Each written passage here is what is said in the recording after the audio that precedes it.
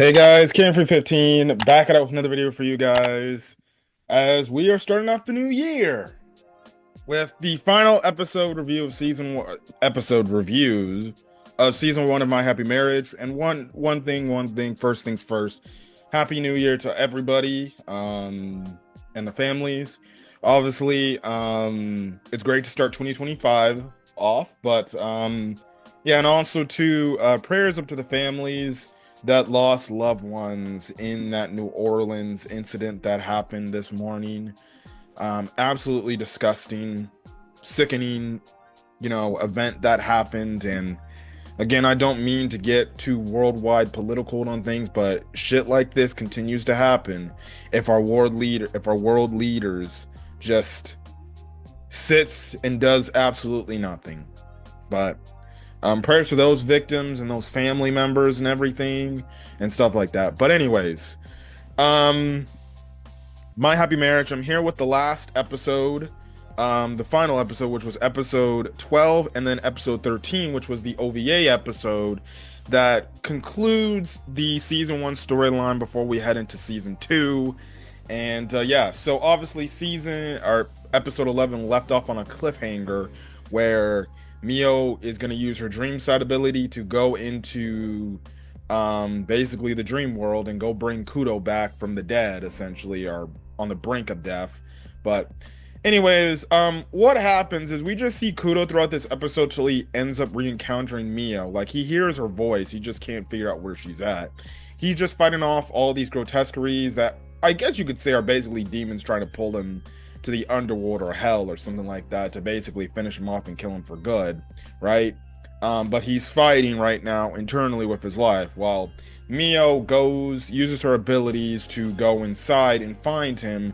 And Arata makes the mention of just basically finding his soul and bringing him back once she finds the soul, right? So she goes in there, and essentially, what happens is she's actually where the Saimori household is at, right? In this whole dream. So she's in the Saimori household. She walks in and she sees this girl running, and she chases after this girl. So essentially, this girl is later to be revealed to be basically Mio, um, basically before everything that is, all of her, like, I guess, perseverance through everything. And basically, this is all of Mio before she ended up realizing what she truly wants and everything. And it's a really good, like, back and forth thing because obviously this past version of Mio is like, why don't you just give up? Like, it's over. Like, why? Like, why even continue to go against the grain? Just give up. In the meanwhile, Mio now understanding, like, no, I'm not going to give up just because I've had these hard times. My mom, basically put me in this situation, and I was treated basically like, honest to God, a slave. You know, I found Kudou, and due to Kudou, he helped me change and he helped me realize what I truly want. While the other self was like, please, you can't say all that and just want to move past everything that happened. Just give up. Like, it's a joke. Like, mother put us here, and we are afraid to do anything and go against the mold and go against the grain. And she even brings up a point. She just like, see, if not for you doing all this stuff and just for not giving up, Kudou would have, Lord Kudou would have never been in the situation he's in now. But because of your stubbornness and you not wanting to give up, that's, this is what happened. And now he's basically gonna die because of it. And Mio obviously like, no, I don't regret anything that I've done. And she's going through, like, because at first, like, she threw ropes, and then, eventually those ropes turned into thorns. And as Mio's walking, she's grabbing the thorns, and she's like, look, I understand. I make mistakes. I didn't understand what Lord Kudou was trying to tell me. And I was afraid of, if circumstances changed or something like that, maybe he would think differently of me and it would be abandon me. Because remember, this is her whole thought, because she had this whole mindset of, well, what if he abandons me? Because she had that PTSD, from obviously her time in the Saimori household, she's thinking all these thoughts, and she was legitimately afraid of, like, well, what if Lord Kudo doesn't value me like that? What if he doesn't view me like somebody special to him? What if he just one day gets up and he's like, all right, I'm done with you, go leave, or something like that, right? And that's what Mia was telling her past self, and is like, look, I had those fears, but the number one thing I realized is that he ultimately did care for me, and he was ultimately there for me every step of the way, making sure that I was okay. And then that's when I realized, like, I need to do my part and understand, like, he truly does care for me. He truly doesn't want me to leave, and that's why I want to see him again. And I don't want to let him go this time. And she breaks through the vine or thorns, and she basically is like, listen, it's gonna be okay. You're gonna go through a lot of pain and suffering, but it's all gonna be worth it at the end of the day, because when Kudo comes for you, your life will be changed. And she turns, and basically she gets a whole new robe. She turns into, honest to God, like this freaking like maiden, and everything. Now that she's fully accepted the fact, like, Kudo does love me.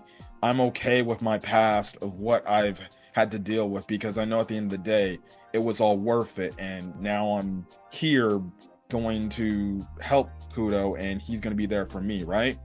So you get that whole situation right then and there, and oh my goodness, we look like we got ourselves a game. Well, well, well. Anyways, I had to turn this game back on. Hold on. Anyway, sorry guys for that. Back to what I was saying, but yes, she becomes like this maiden, and she's got like this new robe and new everything, new kimono.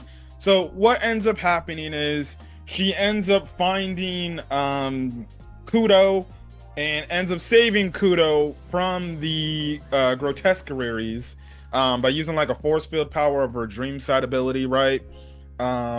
So then what then ends up happening is that basically Mio and Kudo have their talk, and Kudo basically is like, I'm so sorry, I should have came back and helped you and everything and not let you go. And basically Mio's like, no, I should have spoken up more and told you that I wanted to be and stay with you and everything. So hold on guys.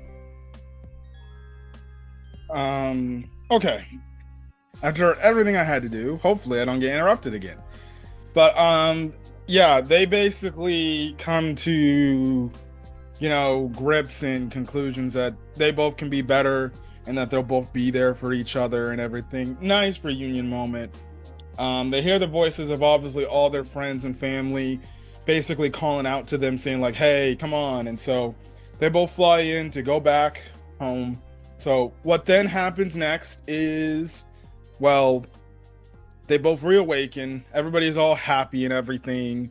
Mio's happy to see Kudo, and Kudo's happy to see everybody. It's funny because one of Kudo's like right hand man at their work in their military force. He's like, oh, Kudo. I absolutely found it funny because it's like, bruh, you think that like it should be Mio that should be jumping over him. This dude, he's the one that starts jumping on all over them, right? Really all over Kudo. So that was a funny thing. Right then and there. Now Arata sees this. He ends up walking away. Now Mio goes after Arata and is like, hey, like, aren't you gonna, stay and everything?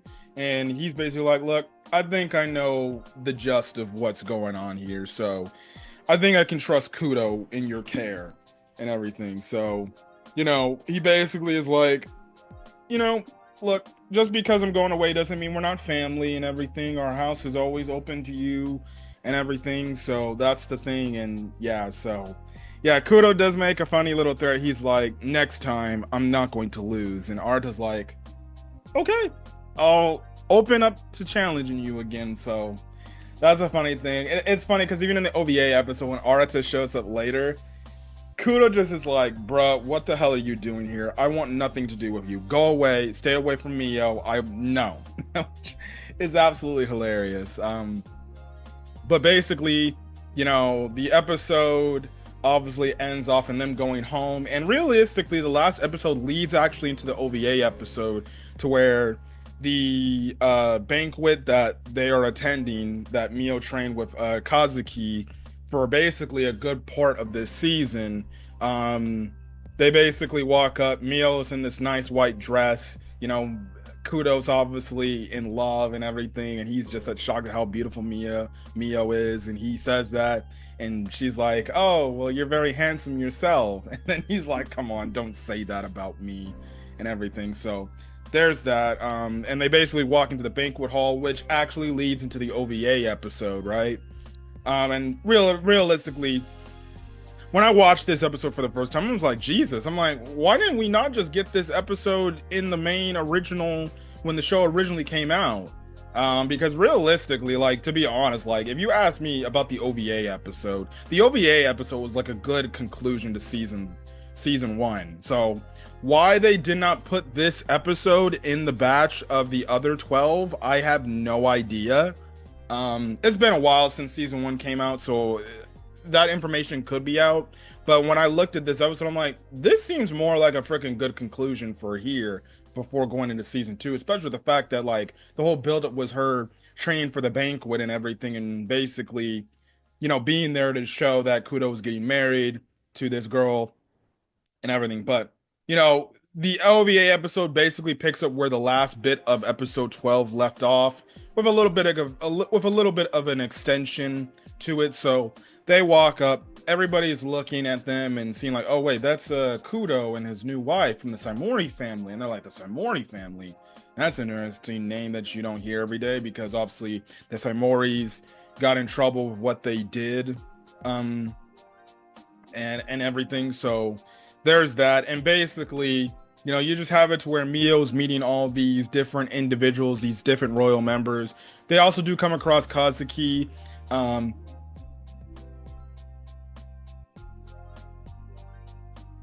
Sorry for that, but yes, we see Kazuki, and Kazuki shows him. She's like, "Oh, Mio, you look so beautiful and so wonderful," and we actually get introduced to Kazuki's child, Asahi. And I think in one of the last episodes, I think the very first episode our review, when I came back to do this stuff, I made a mention about her divorce and everything, and I think I made a mention about her having a child and everything, right? So we end up getting introduced to her child, her son, Asahi, and she obviously introduces him to Mio, and Mio's just like, hey, nice to meet you and everything. And Asahi kind of snaps back and he's like, you're not supposed to bow like that. You're supposed to bow like this. That's how you show proper respect. And Kazuki's like, whoa, whoa, whoa. I'm like, hey, calm down there. I'm watching this episode. I'm like, bro, that's your aunt right there. I thought Kazuki should discipline the son a little bit more, because she should have just straight up said, like, hey, that's going to be your aunt soon. You need to treat her nicely now, right? And she's basically tells them, like, look, I'm so sorry for that, Mio. This is one of the first few times he's, been over here and everything in a formal setting. So I apologize for that. And Mio's like, no, it's all right. It's understandable, right? And everything. So again, you get more meetings. You get more of a meeting between, obviously, Mio and all these other people. You don't really get into any discussions, but you can probably tell, like, they're starting to like her and open up to her. She's obviously very tense and everything, because Kudou even makes mention, like, hey, you don't have to be so tense and everything. Like, relax a bit. It's okay. Are you enjoying yourself? And she's like, yeah, I am.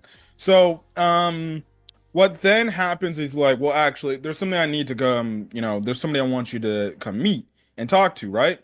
So, he basically shows her to the second born son of the emperor, and we basically get revelations here from the emperor's son of the fact of, like, one, he apologizes, or one, he's like, oh, so you're the wonderful wife that Kudou's told me about, Mio Saimori, right? So basically, what is happening here is the fact that he's basically revealing something that he wanted to tell them and let them inform about it. And he literally tells them, like, look, let's just keep this between us. Don't let anybody else find out. But he basically is apologizing to Kudou and Mio for everything that happened. And we basically get in this whole revelation of this discussion is that the Emperor legitimately, one, he has like the gift of revelation, which is like one of the supernatural abilities, which scares Mio for a bit. But then it scares Mio a bit, but essentially what happens is he goes further in depth with that. And essentially what happens is he goes on to say that every single thing that has happened to your own, like your mother's side of the family and everything, and the Saimoris, that was all instigated by my father, the Emperor. So he basically goes on to freaking say, like, yeah, you remember the few episodes ago in the flashback when Mia was finding out about her mother Sumi, right?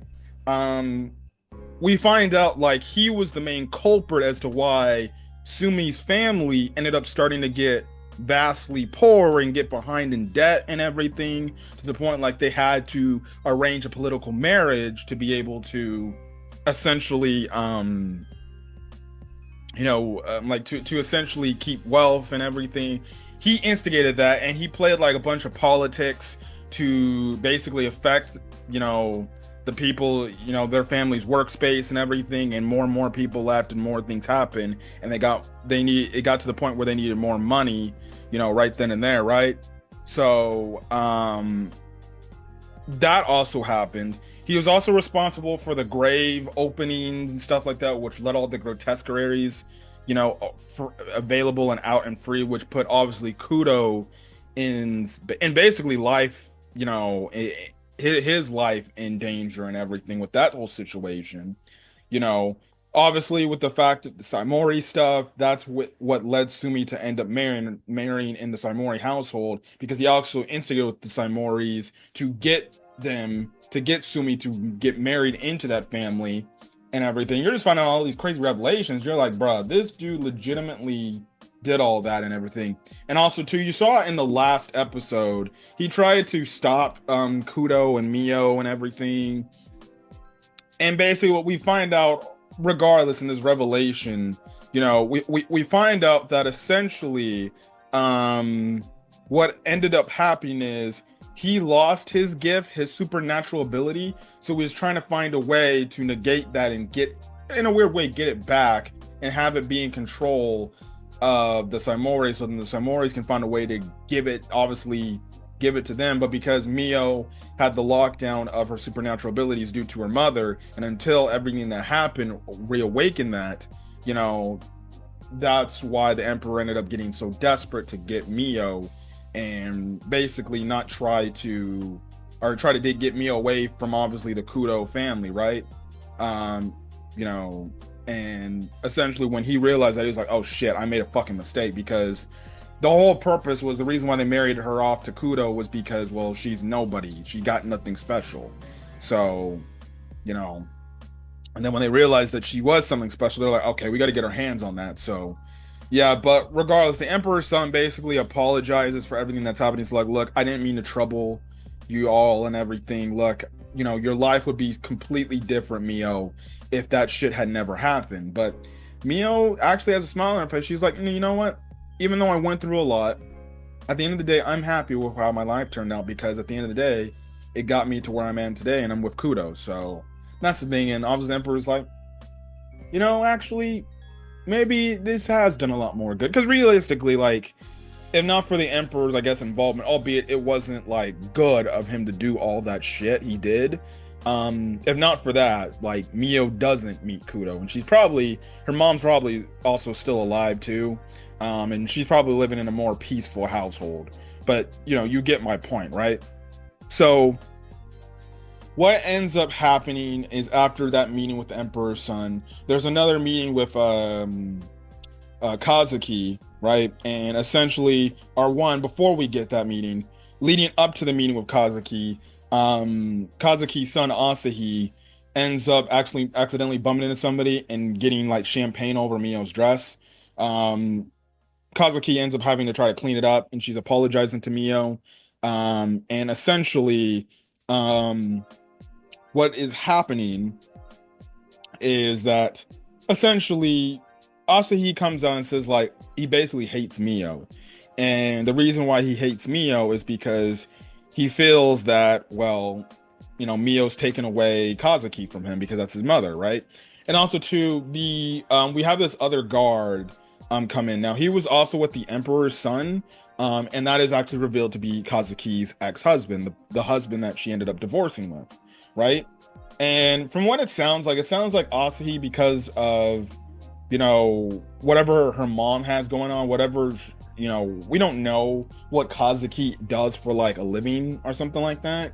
From what it's implied is that, like, especially from the ex-husband, he says, like, he barely gets to see him or see her. So like when he heard that, he must have gotten jealous when he heard that, she was obviously, helping you with your situation and everything. And that was basically what it's understandable for this kid to be a little bit jealous and feel like, this is this is the wrong thing that's happening. Why are you stealing my mother away from me and everything? So basically you have it to where Kazuki has kind of a nice little mother son talk, and she's just like, hey, listen, who do you prefer, me or your father? Because he posed a question. He's like, you choose your. I'm like, who? I'm like, because he's arguing with her, and he's like, who do you choose? You're choosing Miss Me over me and everything. And she points that question out there, and he's like, he's kind of at a loss for words, right? And Kazuki basically tells him, like, why would you choose me over, why would you choose any of our whether it's you or me or your father or me, you love us both equally, right? And he's like, yeah, I do. And she's like, look, it's the same exact thing with Mio. I love you, but I also love Mio too. And she also goes in to tell Asi, like, hey, she's in our family now, so I have to love her as much as, like, as if she's one of my own, right? And essentially, that's when Mio is just like so happy about this and everything, and she's like, Miss Kazuki, thank you, I love you as if you were like my own sister and everything. Because earlier in the season, because now she finally admitted, like, you're like a sister, you're like an actual true sister to me. Because earlier in the show, she couldn't muster up the courage to call her like sister because of the PTSD she got from her stepsister, right? Kaya. But now this is kind of her way of acknowledging Mio, or Mio acknowledging Kazuki as her actual sister now. And realistically, that's what she is. And she's like, oh, you're so adorable that you don't understand how that made me feel. Alexis Tipton, who plays the role, because I watched the English dub for My Happy Marriage, it was so great. I'm also gonna say the Mio voice actress was also great in the scene, especially in the last episode when it was like her different personalities, right? So that's the whole thing right then and there. And then Kazuki also hugs, her son and everything. She's like, oh, you look so adorable and cute. And he's like, Mom, don't do this and everything. So it's nice. It seems like obviously the relationship between her ex-husband and her is really good, surprisingly, for a divorced couple. It's probably that type of relationship where it's like, yeah, we still love each other. It's probably best for us to not be together. But who knows? Maybe in the next season we dive more into it, because I think in the next season we're diving more into the Kudou family, where Mio's meeting the Kudou family, and they're not really approving of her, right? You have to wonder if at some point maybe she ends up getting back with her husband, because it's like it seems like they had no big issue, but again, we don't know. Unless they mention, like, in the earlier episodes what she ends up doing, I ended up forgetting. But like the fact that she barely sees her son, it makes sense why Asahi would end up getting jealous. But regardless, they enjoyed the rest of the party and everything. The next day, basically, you have it to where it looks like there's gonna be a moment to where Mio and Kudou are about to kiss, and he's literally about to like kiss her on the lips and basically make out with her, right? And then this man Arata is like, he walks in and he's just like, hey everybody, how we doing? And they're like, what the hell are you doing here? And Arata's just like, oh, did I interrupt something happening? And Kudou's just like, you interrupted me. You interrupted this moment I was about to have with my wife. I was about to kiss her. and you interrupted me. And he straight up's like, what the fuck are you doing here? Why are you here? And he's like, look, I just want to come here and just ask if you can hire me to be Mio's bodyguard. And this dude, Kudo, so defensive, he's like, what? He does not trust Arita, bro. And I guess I don't blame him. Arita did beat him in a fair and square match, albeit he used kind of a dirty tactic to win. But, you know, for this guy, he ain't approving because he's like, bro, this dude beat me. I don't want this dude protecting my wife, my fiance, and I'm lost to this guy. I need to be the one that protects my girl, right? So that's the whole thing. And ends up Kazuki shows up later and everything, and Kudo's just like, oh my god, what now? Anyways, so what happens, or what ends up happening, Arata tells, Kazuki, like, oh, I asked if he ever could be Mio's bodyguard, and, Kazuki is like, oh, isn't that just a great idea, right? So you see all that and everything, and that's a crazy thing right then and there, right? So, look, basically the episode ends off with, Kudou basically, kissing Mio on the forehead, and then also too, Mio also pats, Kudou on the forehead, and essentially, what is happening is it's a nice little way to say, like, look, it felt good. Kudou's like, it felt good for you to do that, and it just shows their bond and their love, and it's grown over the course of the season. They're being a lot more, I want to say frivolous, but they're being a lot more affectionate towards each other now that they equally know their true feelings. And also too, I forgot to mention, in the banquet scene, like, his right hand dude in the military, he talks about, like, man, Kudou's so different. I wish he treated me like that. But when he sees Miss Mio, he's all lovey dovey and he wants to be and give her all the attention.